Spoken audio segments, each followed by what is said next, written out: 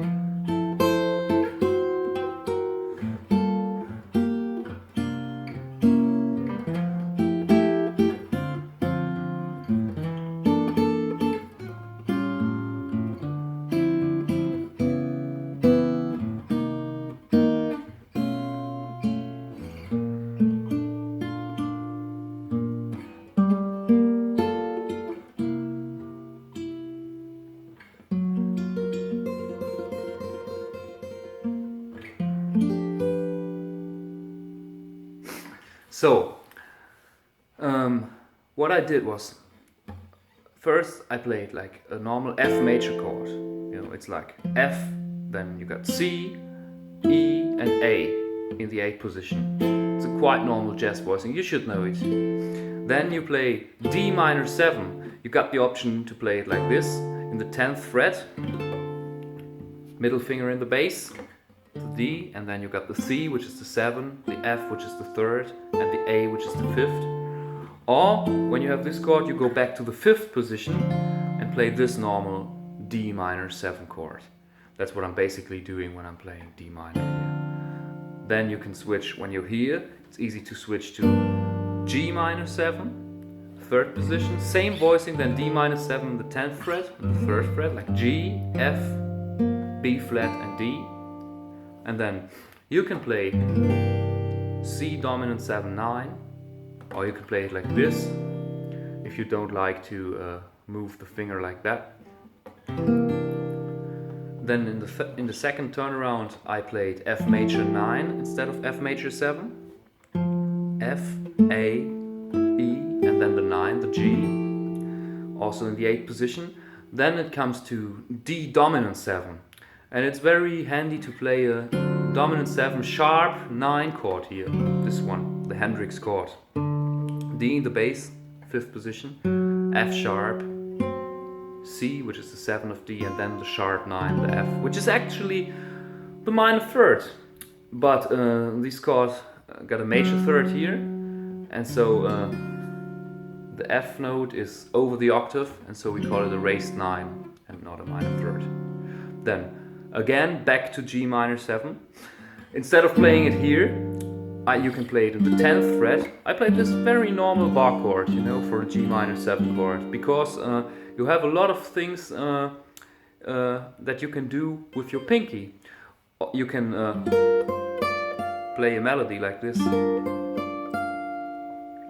From the B flat, you go to the C, then you play on the E string, the D, and then the F. And then you can move it to C dominant 7, for example. C on the D string, G on the G string, 12th fret, then the 7, the B flat on the B string, on the upper E string, the 3rd, the E. So we got the movement like. Then I move it to this chord. It's like it's a C dominant 7, flat 13. I leave out the root, you know, I'm not playing the root here. And it's like the 7 in the bass, the B flat, then we got the 3rd, the E, then we got the flat 13, which is A flat, and the root on the upper E string. Then again F major 7. You can choose this voicing, you can leave away the pinky, then you have a nice major 9 voicing. You can even play this voicing, it's also F major 9, 13 voicing. Doesn't matter, you know, all these jazz voicings. And then again D minor 7, then I'm playing the normal bar chord here. Please notice I don't remember what I played in the first chorus, but I give you a lot of different options how you can move the chords along. This is the D minor bar chord, and then from the D minor bar chord we go to G minor again, so you can move the same, you can move this chord up to the 10th fret. You can take this chord as well, this normal D minor, and move it up to the 10th fret, and then it comes E half diminished, and then this is very easy, it's like E, B flat, D, which is the 7 on the G string, and we got the 3rd up here. Root, flat 5, 7, 3rd, E half diminished. Then we go to the 5th fret to A dominant 7. We can play the normal A dominant 7 voicing. We can play A dominant 7 flat 13, and then we move it to a D dominant 7. I played this very normal D dominant 7 chord, like D, C, F sharp, and D. And then again 2-5, and I played the bar chord for G minor 7, just this bar chord with the flute. And then I made a little melody, C dominant 7 and C dominant 7 sus. Then we go back to F. We're in second A now, and again F to D minor, G minor 7, C dominant 7, F, D dominant 7, and G minor 7 again. And now I'm doing like, this is like from C 13 to C dominant 7, 9, C, E and A, root, 3rd and 13, and then I move it chromatically to B flat, D, G, 7th, 9 and 5th for C dominant 7. I sometimes do it with just one note, then I start with the C dominant 7, 13 chord and doing it just on the B string. It's the same movement. And again, F major 9 and D minor. And now we leave out the G minor 7 and go directly to the E half diminished and A dominant 7 with a flat 13. We had that before. And then D minor, D flat minor 7, just moving the chord chromatically, and C minor 7. And then I'm going to F dominant 7, 13, E flat in the bass. We got the A here which is the third of F. Then we got the 13 on the G string, the D, and we got the root on the B string. And then by moving this finger from here to here, I make it a flat 13. F13, flat 13. If you don't like to move your finger like this, again, you can do it like this with a bar chord, you know? Same chord.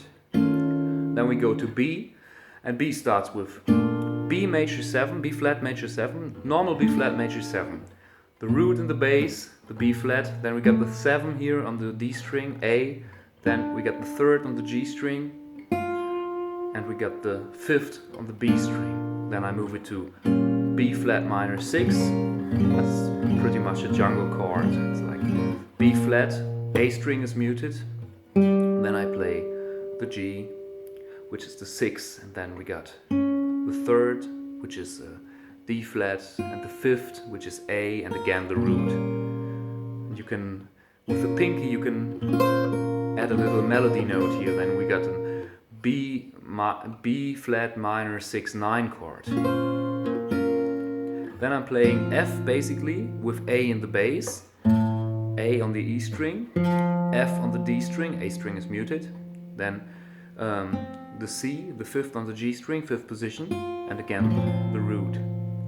And then I move it to G sharp diminished, G sharp, F, then the B, natural B, in the 4th fret, and this is a special note, it's the E, which is not in the pure G sharp diminished chord, but I add this note here, and then we go back to G minor 7 and C, and then I got a whole bar of F, back to F major 9 in a ballad, a whole bar is pretty long, so you can add some movements. What I did was like something like this, you know, I play a little chord melody.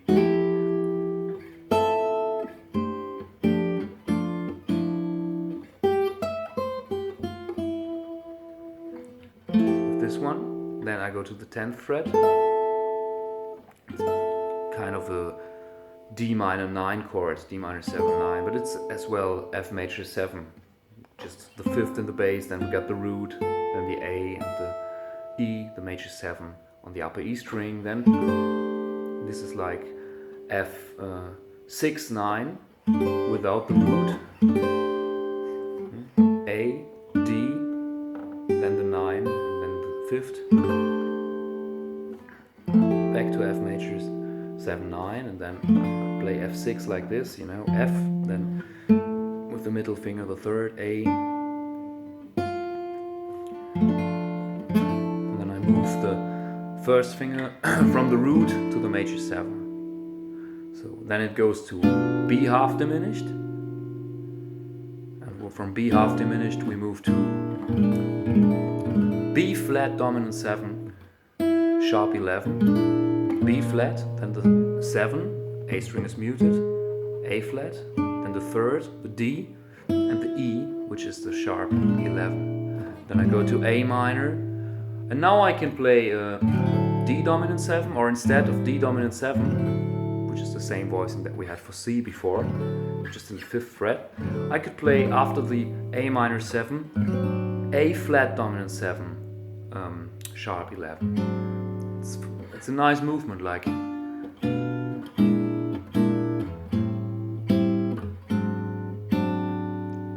Now it goes to D minor, this one, and G dominant 7 13, or G dominant 7 actually, and then again G minor 7, just playing the bar chord. And then I play these chords very often. It's a nice movement from C dominant 7 sus 4 to C dominant 7 9. You get the C in the bass, A string is muted, then I play the 7, the B flat in the 6th, in the 8th position, then the 9, the D on the G string, and then from the 4th to the 3rd, and then we're back in A. So the whole B part was like, here we are missing golden days, happy golden days of yore. Then da-da-da, that are near to us. Da-da-da-da-da.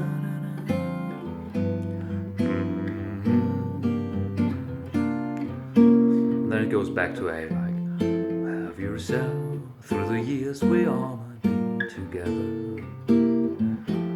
Da-da-da-da-da. And a shining star upon the highest bough.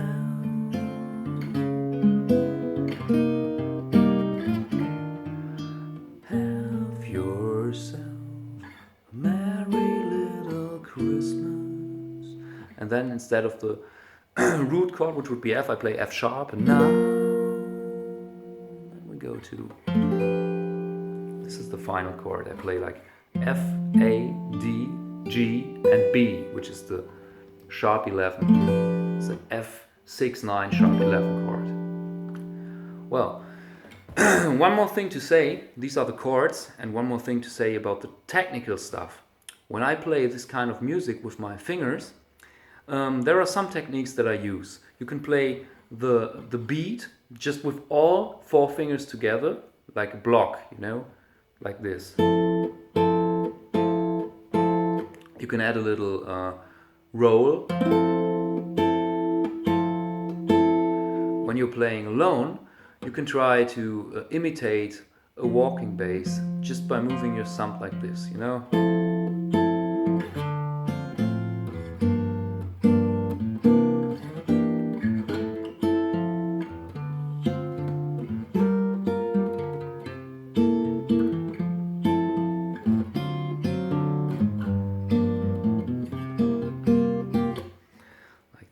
And you can of course also take the thumb and brush with your thumb like.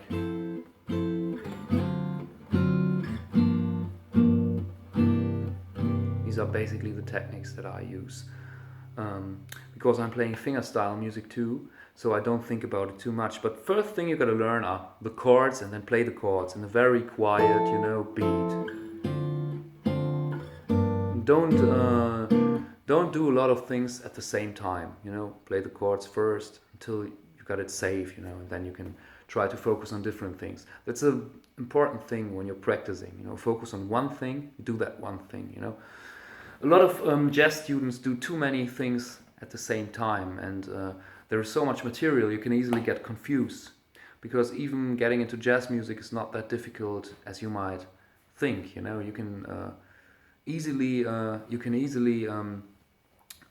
easily get into jazz music with very simple methods, you know. And the most important thing of a tune, when you learn the tune as a guitar player, are the chords and the melody, because this is the tune actually.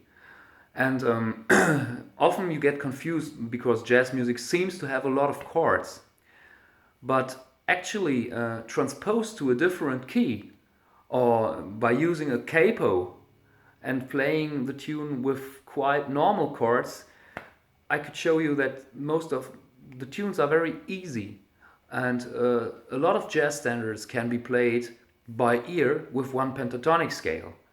And you know, when you have a turnaround, don't get confused by, oh, I got F major 7 here and then it's moving to D minor 7, oh my god, what to do? Well, basically it's all in the key of F. You can use the D minor pentatonic and play by ear, you know. And then later, of course, when you want to play a real jazz solo, you got to focus on the chord notes, and you got to learn all the fretboard, because jazz is about chord notes and not about scales. But for the beginning, keep it simple. Learn the chords until you can play them safe. You know, because everyone wants to play with you when you can play the chords. It's the most important thing, you know. You're kind of a rhythm and harmony instrument. And then play the melody, learn to sing it, and then you know a lot about the tune. The improvisation is the last thing, I think. So have fun with Have Yourself a Merry Little Christmas, and see you next time. Bye.